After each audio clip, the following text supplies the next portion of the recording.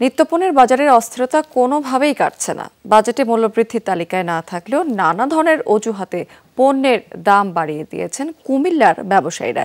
এতে ভোগান্তিতে পড়তে হচ্ছে সেখানকার ক্রেতাদের, যদিও বিক্রেতারা দোষ চাপাচ্ছেন পাইকারদের উপর।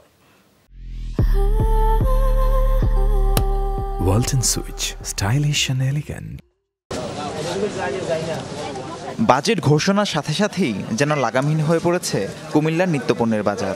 আরেক দফায় দাম বেড়েছে আদা, রসুন, আলু, মুরগি সহ বিভিন্ন আনাজ আর খাদ্যপণ্যের। যদিও বাজেটে দাম বাড়ানোর তালিকায় নেই এসব পণ্যগুলো, তবুও 3 দিনের ব্যবধানে প্রায় 40 টাকা পর্যন্ত দর বাড়ানো হয়েছে। পেঁয়াজ, রসুন, আদা এগুলার দাম শুল্ক কমাইছে, দাম কমবে, কিন্তু বাজারে তো এটার প্রতিফলন দেখতেছি না। 3 দিন হয় মুরগির দাম আমরা 180 টাকা করে কিনছি, আজকে 190 টাকা, 10 টাকা বেড়ে গেছে 3 দিনের ভিতরে। আমরা তো নিম্ন শ্রেণীর মানুষ, আমরা চলতে অনেক কষ্ট, দেখা যায় কামাচ্ছে ব্যয় হয় বেশি। স্বস্তি নেই মাছের বাজারে। মধ্যবিত্তের পাতে যেসব মাছ হরহামেশাই থাকে সেগুলো বিকোচ্ছে কেজিতে সর্বনিম্ন 300 টাকায়।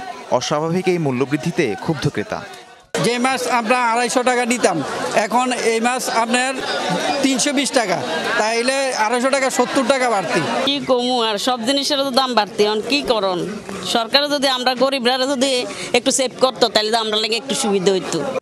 এই অবস্থার জন্য চাহিদার তুলনায় যোগান কম থাকার অজুহাত দিচ্ছেন বিক্রেতারা। কেউ কেউ আবার দুষছেন পাইকারদের।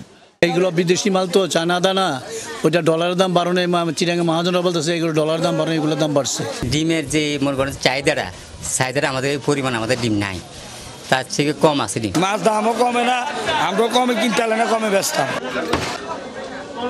কঠোর বাজার মনিটরিংয়ের মাধ্যমে নিত্যপণ্যের দর নিয়ন্ত্রণের দাবি ভোক্তাদের।